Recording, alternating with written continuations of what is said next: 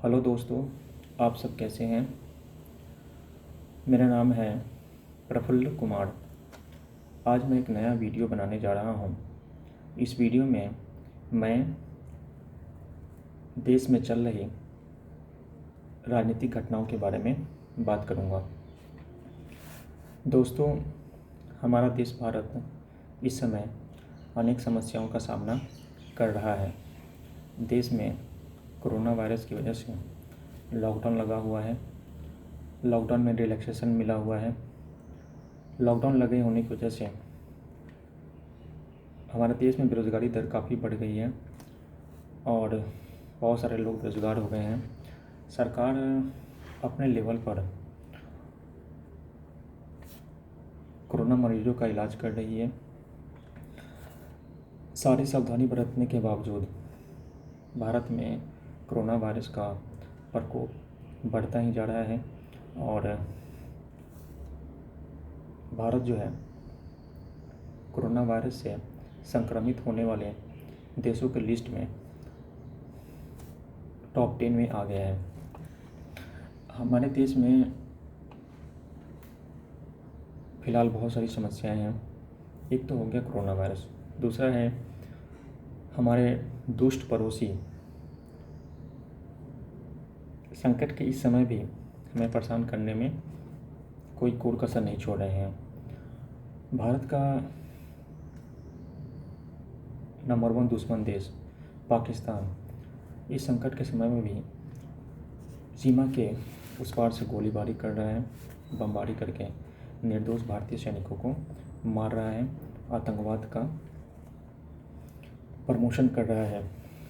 भारत की सेना आतंकवाद के सफाए में कोई कोर कसर नहीं छोड़ रही है। आतंकवादियों को बड़ी बेरहमी से मारा जा रहा है, उनका सफाया किया जा रहा है।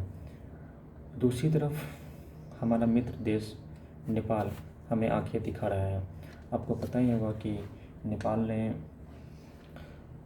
उत्तराखंड के 3 इलाकों को अपना बताते हुए एक मानचित्र जारी किया था और हाल ही में नेपाली संसद ने भारत के कुछ इलाकों को अपना घोषित करते हुए एक प्रस्ताव पारित किया और उस प्रस्ताव पर वहाँ के राष्ट्रपति ने हस्ताक्षर कर दिए।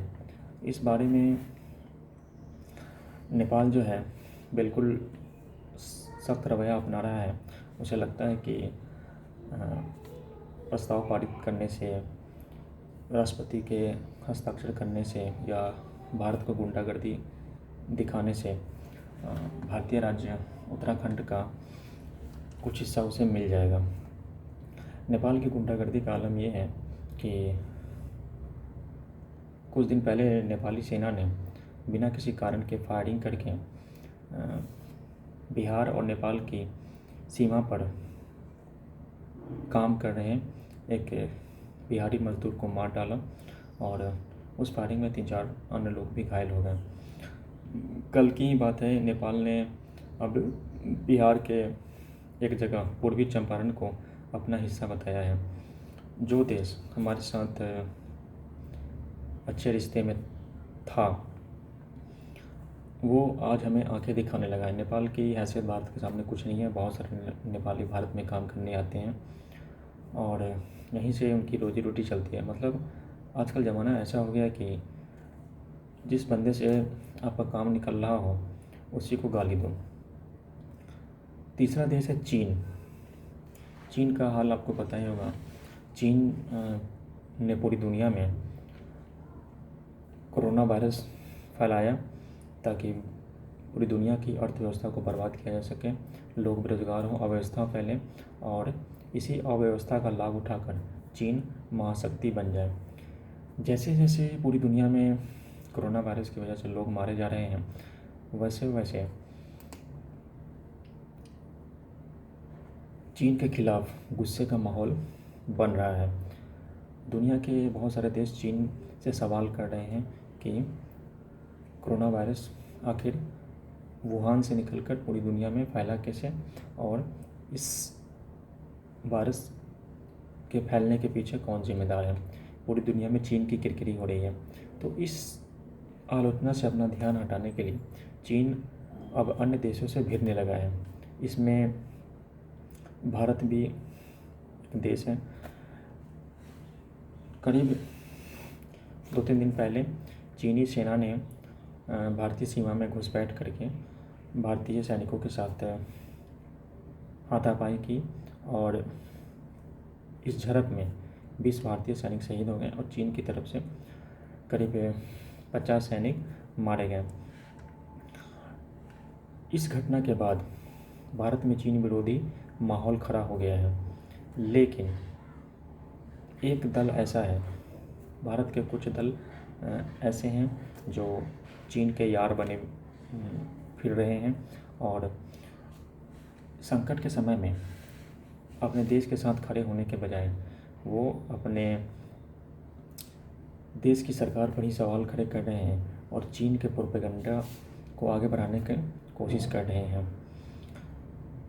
इस संकट के समय में हमें यह चाहिए कि देश के 135 करोड़ भारतीय एक पेज पर आकर सरकार का समर्थन करें और चीन को करारा जवाब दें। भारत सरकार अपने स्तर पर चीन को जवाब देने की कोशिश कर रही है। भारतीय जनता भी है।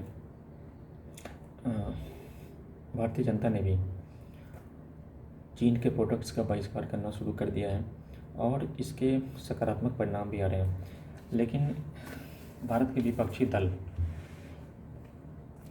को यह बात पसंद नहीं आ रही है। कांग्रेस के एक नेता हैं जाकिर हुसैन, ये लद्दाख इलाके से आते हैं। इन्होंने भारतीय सेना, भारत और प्रधानमंत्री का मजाक उड़ाया है। इनका एक ऑडियो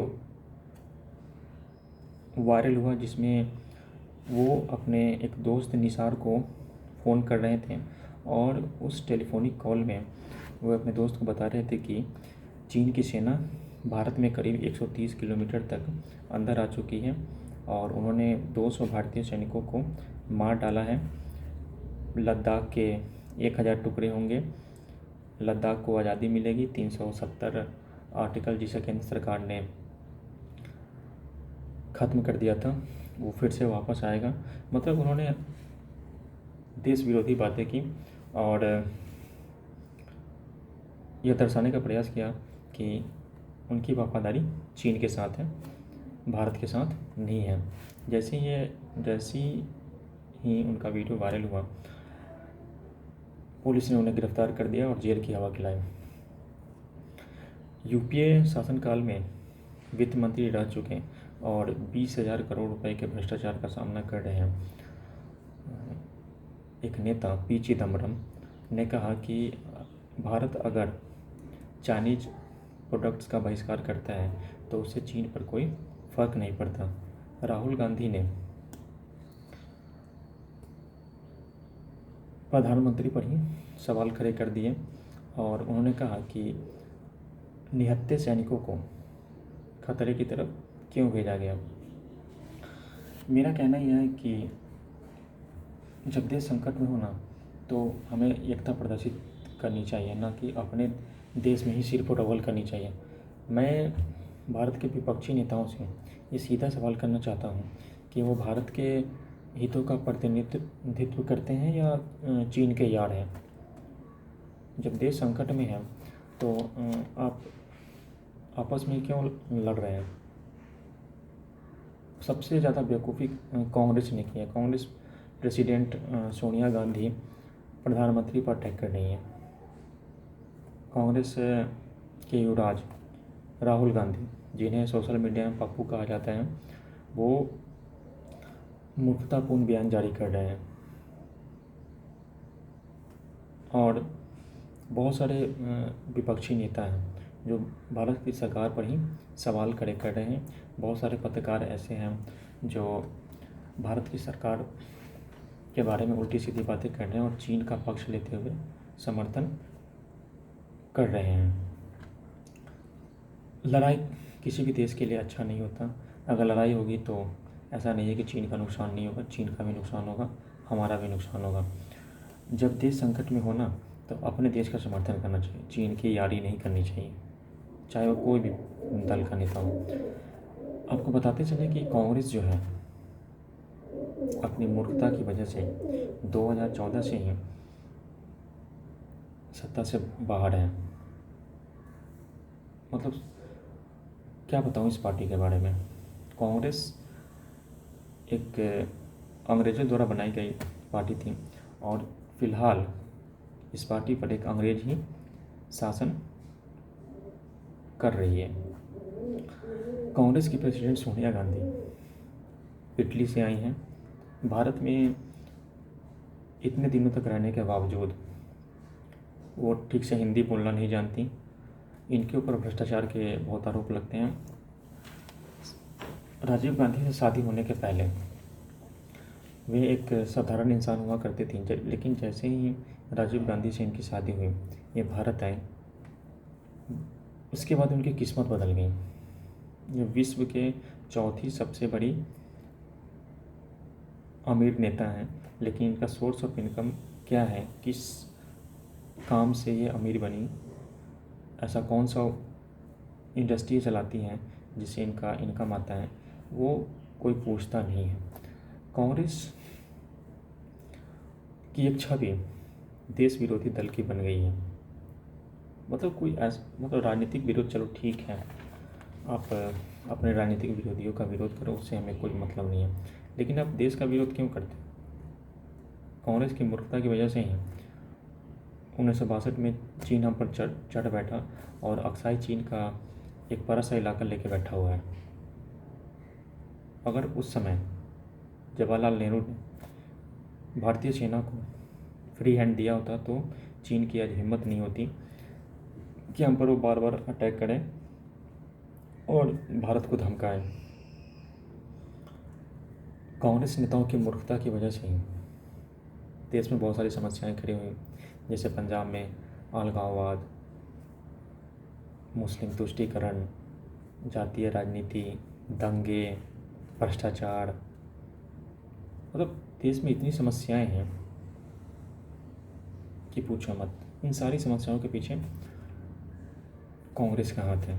तो मेरे कांग्रेस और अन्य विपक्षी दल के नेताओं से यही गुजारिश है कि आप देश विरोधी राजनीति करना बंद कर दें।